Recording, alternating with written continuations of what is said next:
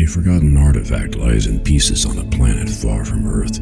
Few know it exists except those who took it back and those whose ancestors created it.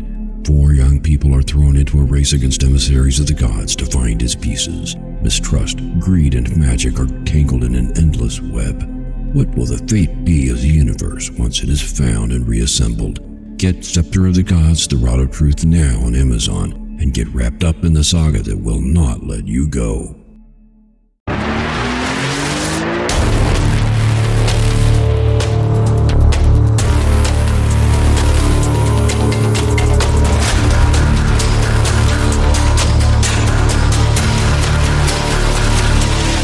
Good morning, and welcome to the Motivational Devotion, where we are merging motivation and spirituality to create a daily dose of confident positivity. I hope that this morning's podcast will help you to be more spiritually and positively motivated so that you can transform your day. Good morning, I'm Mark the Writer, and I want to thank you for joining me today as we continue our series, 50 Ways to Love Your Soul. I hope you've been able to follow along with this series and are finding it helpful in getting your own new year going in the direction of your lifelong goals. If you know anyone who could use some encouragement in setting goals or in developing their spirituality, please share this podcast or the blog version from motivational-devotional.com.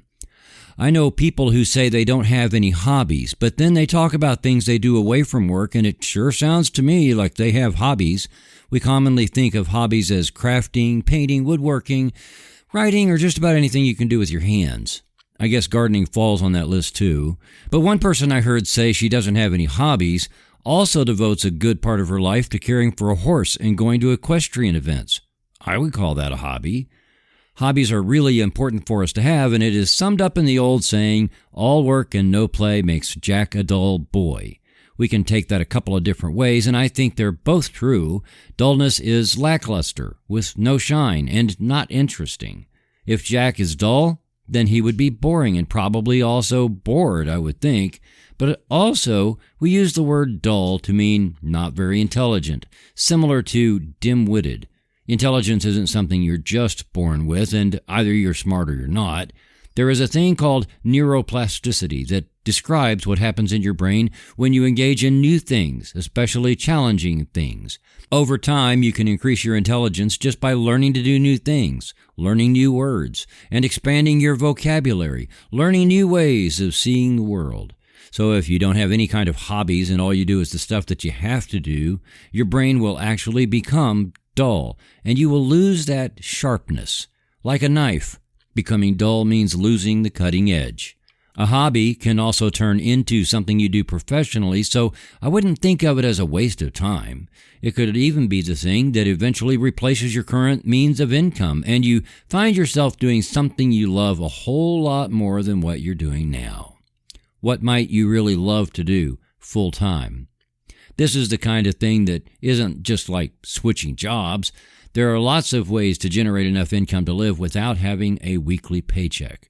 It's different, but it isn't like one or the other is better. And it takes time.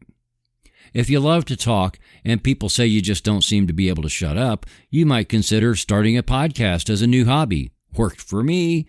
Incidentally, doing so will not mean that it gives you an outlet so that you talk less otherwise. Not at all. At least that's how it turned out for me. You might still jabber away no matter where you are because your podcast intensifies your tendency to talk incessantly. However, I wouldn't recommend letting that deter you, and you don't even need fancy equipment. Spreaker, for example, that I use to distribute this podcast, has an app for the phone so you can record, edit, and upload your podcast all from your phone. It's a very simple recording, so if you want multiple tracks, intro music, outro of some kind, it won't handle all that, but it's a good start. One person's hobby might be another person's vocation. For example, maybe you work as a teacher, but you've always been good with money and numbers, and so you might start a hobby helping other people learn to balance their checking account or help people with taxes. So a hobby doesn't have to be a creative or a leisurely pursuit like golf or painting. It can just simply be something different from what you currently do, and you do it to sharpen your edge. It doesn't even have to be something you already know how to do. In fact, you will benefit more from it if you don't, because of the neuroplasticity effect. At first, you might wonder why you even started with it, but don't worry. Your brain will grow the neurons for you to develop muscle memory, coordination, and brain function all around your new hobby, and then you will grow to love it. I recommend doing something that will make you think, something that may be out of your comfort zone at first, and that once you've started doing it, it will be something you really love. That's how I was with poetry. Who knew? It does all the things I said about neuroplasticity, and I've grown to love it. You don't have to be good at this hobby, and I'm not worried about that. I just love doing it. I hope you'll find something, and will learn to love it too, because the spiritual side of it is that you get in touch with your inner self and find new ways to connect with the universe. Give it a shot, and don't forget that all of creation is conspiring in your favor. Trust that the universe always has your back, even if you decide to take up skydiving.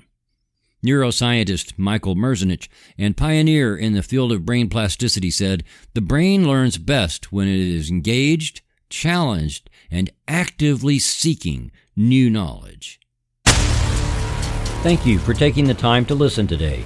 Please help keep this podcast going by following the Motivational Devotional Facebook page, following @Threefold-Way Radio on Twitter, and sharing the written format of today's message from motivational-devotional.com on your social media.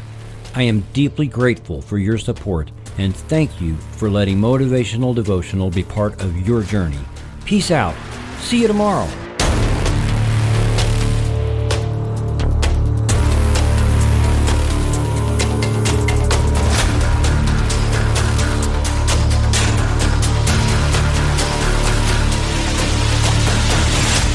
Motivational Devotional is a production of Threefold Way Radio, LLC.